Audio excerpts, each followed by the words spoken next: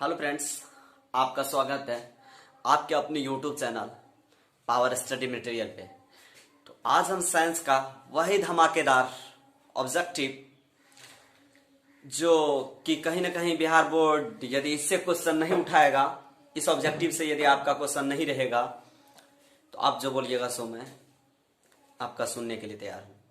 ठीक है, मैं ये जो एक वीडियो में मेरा कम से कम मिनिमम 40 ऑब्जेक्टिव होने चाहिए। देखते हैं कहां तक हम डाल पाते हैं। 40 ऑब्जेक्टिव डालने का कोशिश करते हैं, वो कि साइंस का है। ठीक है दोस्त, तो बिना टाइम व्यतीत किए हुए चलते हैं आगे।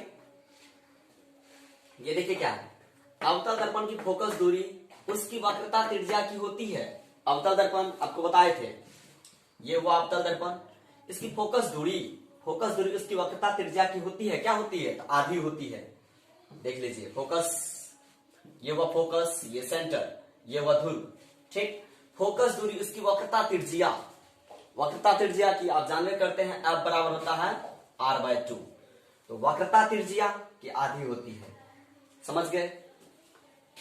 चलिए, अब दूसरा क्या है, नेत्र लेंस की फोकस दूरी कम से कम, मतलब बोलता है नेत्र लेंस, मतलब आंख में जो लेंस लगा हुआ है ना, उसी का। नेत्र लेंस की फोकस दूरी कम हो जाने से कौन सी दृष्टि दोष उत्पन्न होता है? तो आप जानते हैं, निकट दृष्टि दोष, दूर दृष्टि दोष, जरा, अबिंदुकता, ये 4 हैं। तो बोलता है नेत्र लेंस की फोकस दूरी कम हो जाने से कौन सा दृष्टि दोष होता है? नेत्र लेंस की फोकस दूरी कम हो जाने से निकट दृष्टि दोष उत्पन्न होता है। निकट दृष्टि दोष उत्पन्न होता है। ये था 2 नंबर क्वेश्चन। तो अब देखिए तीसरा नंबर क्वेश्चन क्या है। अब देखिए तीसरा नंबर क्या है, बोलता है लघु पतन के समय परिपथ में विद्युत धारा का मान होता है। क्या होता है? लघु पतन के समय विद्युत धारा में परिपथ का मान क्या होता है? लघु पतन के समय परिपथ में विद्युत धारा का मान, लघु पतन के समय परिपथ में विद्युत धारा का मान क्या होता है? बहुत कम होता है। परिवर्तित नहीं, परिवर्तित अधिक, मतलब बहुत अधिक होता है, निरंतर परिवर्तित रहता है। तो चलिए, ये हो जाएगा बहुत अधिक होता है। लघु पतन के समय परिपथ में विद्युत धारा का मान बहुत अधिक होता है। चौथा देखिए, निम्नलिखित में से कौन सा पद विद्युत परिपथ में विद्युत शक्ति को निरूपित करता है? निम्नलिखित में से कौन सा परिपथ विद्युत परिपथ में विद्युत शक्ति को निरूपित नहीं करता है? अक्सर आपके दिमाग में, यदि आप यहां तक क्वेश्चन पढ़िएगा, तो निम्नलिखित में से कौन सा पद विद्युत परिपथ में शक्ति को निरूपित करता है? आप इसको मत पढ़िएगा, जो करता है बस इतना तक पढ़िएगा और टिक लगा दीजिएगा। ऐसा नहीं कीजिएगा, क्वेश्चन को पूरा रीड कीजिएगा। निम्नलिखित में से कौन सा पद विद्युत परिपथ में विद्युत शक्ति को निरूपित नहीं करता है? तो कौन नहीं करता है आपको पता होनी चाहिए। जो यहाँ पे कौन नहीं कर रहा है, कौन नहीं करता है, आपको पता है तो बोलिए कमेंट में, नहीं तो हम तो यहाँ पे हैं।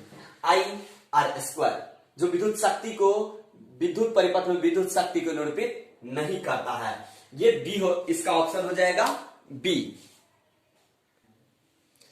देखिए ये 5वां नंबर क्या है, अभिनेत्र लेंस फोकस दूरी में परिवर्तन किया जाता है। मतलब अभिनेत्र लेंस फोकस दूरी में परिवर्तन किया जाता है। तो देखिए किसके द्वारा? पुतली द्वारा, दृष्टिपटल द्वारा, पक्षमाभि मांसपेशियों द्वारा, परिताड़िका द्वारा। यहाँ पे सही ऑप्शन क्या होगा? सही ऑप्शन हो जाएगा सी नंबर, पक्षमाभि मांसपेशियों द्वारा। समझ गए? विद्युत मोटर परिवर्तित करता है। विद्युत मोटर जो है कौन सी ऊर्जा में परिवर्तित करता है, वही चीज का आज हम यहाँ पे बताएंगे। तो विद्युत मोटर परिवर्तित करता है। विद्युत मोटर यांत्रिक ऊर्जा को विद्युत ऊर्जा में परिवर्तित करता है? नहीं जी, नहीं करता है। रासायनिक ऊर्जा को विद्युत ऊर्जा में परिवर्तित करता है? नहीं जी। विद्युत ऊर्जा को रासायनिक ऊर्जा में परिवर्तित करता है? नहीं। तब क्या करता है? विद्युत ऊर्जा को यांत्रिक ऊर्जा में परिवर्तित करता है। यानी ऑप्शन आपका बी हो जाएगा। ओके दोस्त, समझ में आ रही है ना? और देखिए ये 7th का क्वेश्चन क्या है, विद्युत बल्ब के फिलामेंट में किस तत्व का उपयोग किया जाता है? तो आप लोग जानते होंगे, घर में जब वो फिलिप्स का बल्ब लगल रहता है, जो लाल मतलब पीला रोशनी देता है, तो वो किस चीज का होता है, उसके टंगस्टन, उसके तत्व मतलब फिलामेंट किस तत्व का बना होता है, तो टंगस्टन का बना होता है। आपका ऑप्शन हो क्या होगा, ए नंबर। ओके, और ऐड कर देखिए, एक साधारण प्रिज्म होता है, ठीक, जो कि जिससे हम किसी भी किरण को गुजारेंगे ना तो वो 7 रंगों में विभक्त हो जाता है, उसी को हम बोलते हैं प्रिज्म। एक साधारण प्रिज्म कितने सतहों से घिरा होता है, एक साधारण प्रिज्म कितने सतह से घिरा होता है, तो ये 5 सतहों से घिरा होता है, ऑप्शन सी हो जाएगा। अब क्या है, प्रतिबिंब का आकार हमेशा वस्तु के बराबर होगा तो दर्पण कैसा होगा, प्रतिबिंब का आकार हमेशा वस्तु के बराबर होगा तो ये समतल दर्पण कहलाए, ऑप्शन बी हो जाएगा आपका राइट। ये 9 क्वेश्चन सॉल्व हो चुका है, ऑब्जेक्टिव आपके लिए साइंस इंपॉर्टेंट क्वेश्चन।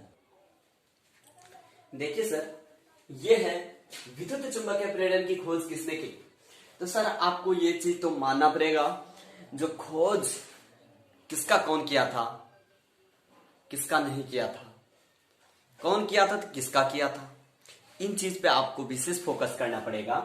तो देखिए, विद्युत चुंबकीय प्रेरण की खोज किसने की थी, तो आपको पता होगा विद्युत चुंबकीय प्रेरण की खोज फैराडे ने की थी, तो ऑप्शन आपका सी हो जाएगा, ठीक। आकाश का रंग नीला क्यों प्रतीत होता है, आकाश को यदि आप देखिएगा तो नीला क्यों दिखाई देता है, वो किसके कारण, तो प्रकाश के परिकिरणन के कारण, प्रकाश के परिकिरणन के कारण, ऑप्शन आपका हो जाएगा बी।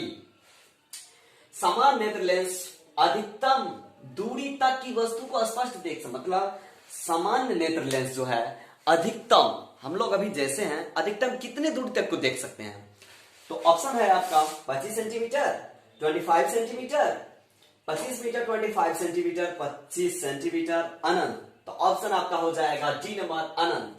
अनंत दूरी तक के वस्तु को हम स्पष्ट से देख सकते हैं।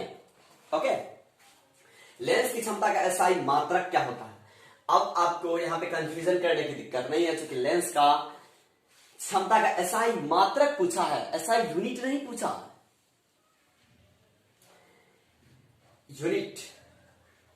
एक यदि आपके ऑप्शन के हिसाब से चलते हैं, लेंस की क्षमता का एसआई यूनिट मतलब इकाई, एसआई मात्रक क्या होता है, तो देखिए यहां पे सेंटीमीटर, सेंटीमीटर मतलब सेंटीमीटर ये जो है पावर -1 है, ठीक ना, n पे पावर -1 है, ये बटे में चला आएगा, c बटे n, ये नहीं हो सकता है, तो अब क्या किस चीज पे दिमाग लगाना है, तो मीटर, तो और डी नंबर ऑप्शन है, एक नंबर ऑप्शन है सेंटीमीटर, बी नंबर है सेंटीमीटर पावर -1, और सी नंबर है मीटर पावर -1, और डी नंबर है मीटर। आपका ऑप्शन हो जाएगा, आपका ऑप्शन क्या हो जाएगा, आपका ऑप्शन हो जाएगा मीटर पे पावर -1, मीटर पे पावर -1 होगा आपका ऑप्शन, ये ऑप्शन नंबर सी।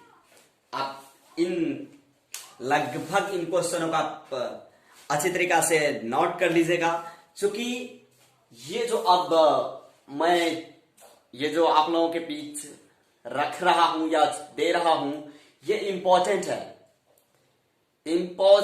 है, जो कि वेरी वेरी इंपॉर्टेंट ये क्वेश्चन है। यदि नहीं मिलेगा बिहार बोर्ड से, यदि इस टाइप के क्वेश्चन नहीं पूछेंगे, मैं अभी तक में तो ये ऑब्जेक्टिव मेरा साइंस का पहला वीडियो होगा ऑब्जेक्टिव की तरफ से, और क्लास 10th का, यदि मैं जो भी ऑब्जेक्टिव साइंस का अपलोड करूंगा आप लोगों के सामने, यदि उसमें से नहीं पूछेगा तो जो भी कहिएगा आप, मैं वो सुनने के लिए तैयार हूं।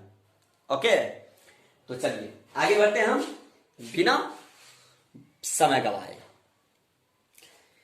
देखिए 14 नंबर का क्वेश्चन क्या है, किसी अभिक्रिया, अब कोई आपको अभिक्रिया दे देगा, यही नहीं जो यही अभिक्रिया देगा, ये भी बता दे रहे हैं अभी, तो बोलता है अभिक्रिया Cu मतलब कि तांबा ऑक्साइड और हाइड्रोजन को यदि हम रिएक्शन कराएंगे तो क्या पैदा होगा, क्या उत्पन्न होगा, प्रतिकारक, और ये होता है प्रतिफल, इसको भी कहते हैं, ये प्रतिकारक कहलाता है, ये प्रतिफल कहलाता है। तो देखिए अभिक्रिया Cu मतलब कार्बन, ये तांबा Cu और ऑक्सीजन, तांबा Cu 1+2 होता है और ऑक्सीजन O-2 होता है, दोनों, यदि दोनों का वैलेंसी यहाँ पे 2 वाला को लिए हैं, और इसका तो स्वतः होता है 2, तो दोनों को यदि हम सूत्र बनाएंगे तो Cu हो जाएगा प्लस H2।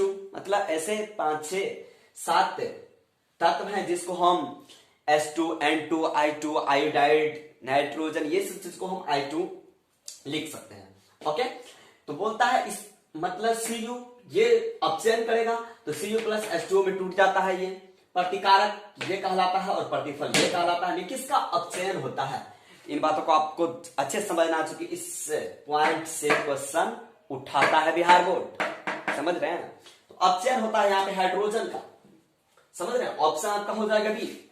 अपचयन किसका हुआ, अपचयन किसका हुआ, तो हाइड्रोजन का अपचयन हो गया।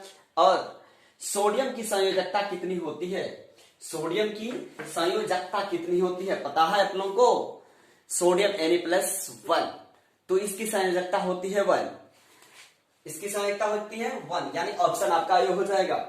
इसी तरह आपको ऑक्सीजन का पूछ दे, फ्लोरीन का पूछ दे, क्लोरीन का पूछ दे, हाइड्रोजन का पूछ दे, पोटासियम, कैल्शियम, तो इस तरह से आपको उस पर देख लेना है संयोजकता कितने होते हैं। तो ऑक्सीजन का Ca+2 होता है, सोडियम का Na+1 होता है, पोटासियम का K+1 होता है, ऑक्सीजन का O-2 होता है, कार्बन C+4 होता है, बाइकार्बोनेट HCO3-2 होता है, HCO3-1 होता है बाइकार्बोनेट का।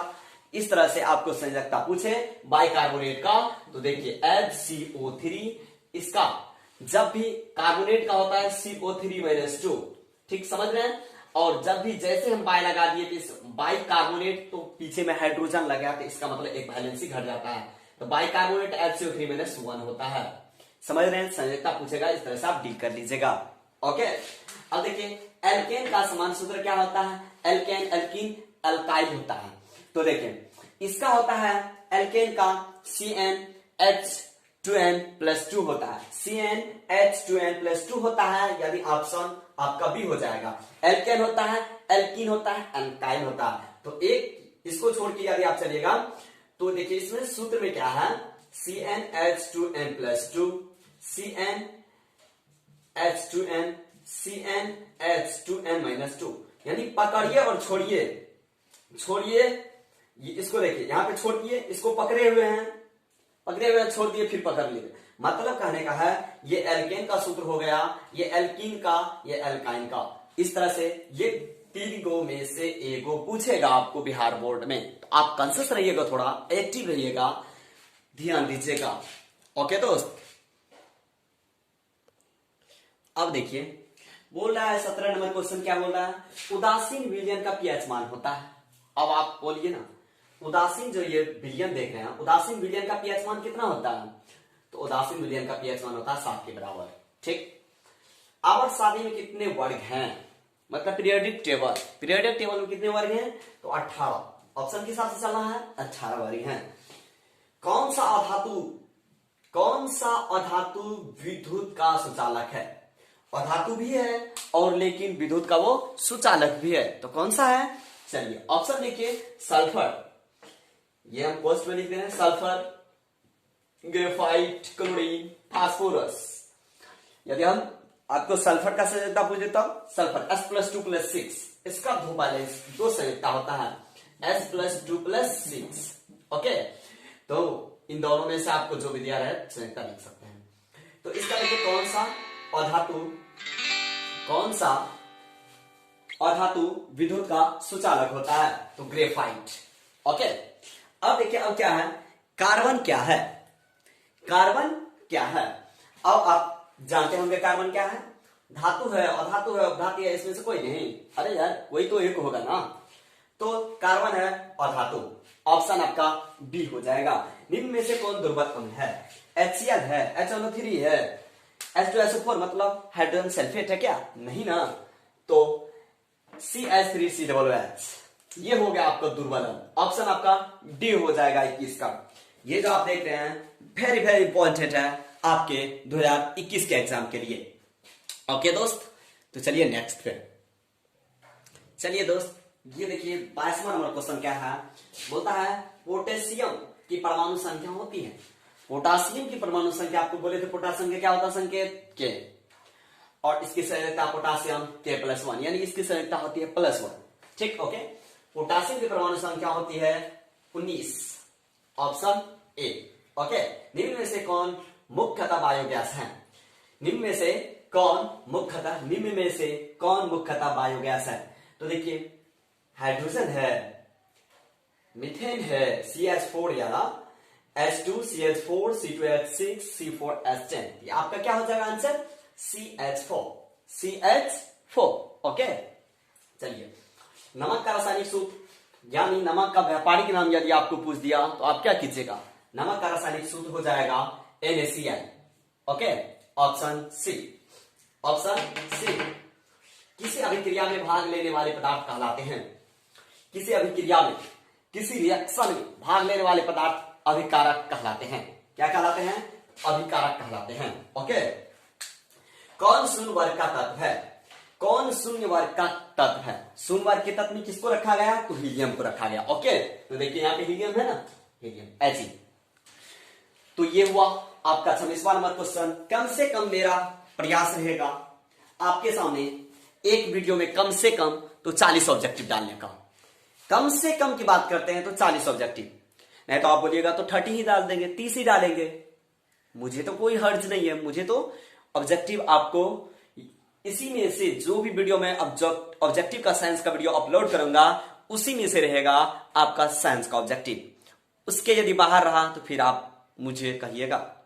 ओके, इतना ही नहीं, अभी ढेर सारे डालेंगे। ओके, तो अब देखिए, स्वपोषी पोषण के लिए आवश्यक है। स्वपोषी पोषण के लिए आवश्यक है तो देखिए, कार्बन डाइऑक्साइड और जल, क्लोरोफिल, सूर्य प्रकाश, इसमें सभी, यानी ऑप्शन आपका सभी हो जाएगा। ओके, इसमें से कौन प्रकाश संश्लेषी अंग है? हरित लवक है, ग्राना है, पत्ती है, स्ट्रोमा है, तो आपका पत्ती है। पत्ती से ही तो भोजन बनता है पौधे का। मनुष्य की सबसे बड़ी ग्रंथि कौन सी है? यकृत है, ऑप्शन ए। पादप में जाइलम के लिए उत्तरदायी है, जल के वहन के लिए, भोजन के वहन के लिए, अमीनो अम्ल के वहन के लिए, ऑक्सीजन के लिए, तो जल के वहन के लिए। तो ये आपका 30 क्वेश्चन सॉल्व है। यदि आप बोलिएगा इससे आगे तो इससे आगे देते रहेंगे। ओके दोस्त, तो चलिए, तो इस वीडियो में हम 30 क्वेश्चन ही सॉल्व करके आप लोगों के पास ऑब्जेक्टिव दिए हैं। तो यदि आप इससे भी बोलिएगा आगे तो मैं आपकी सेवा में तो तत्पर हूं, इससे आगे और दूंगा। लेकिन मेरा दोस्त यही कहना है आपसे, आप इतनी लगन और इतनी मेहनत कीजिए, इतनी लगन से मेहनत कीजिए कि आपको कोई रोक ना सके। कहां जाने के लिए? उस मंजिल पर जाने के लिए। ओके, तो मंजिल को प्राप्त करना है आपको। ओके दोस्त।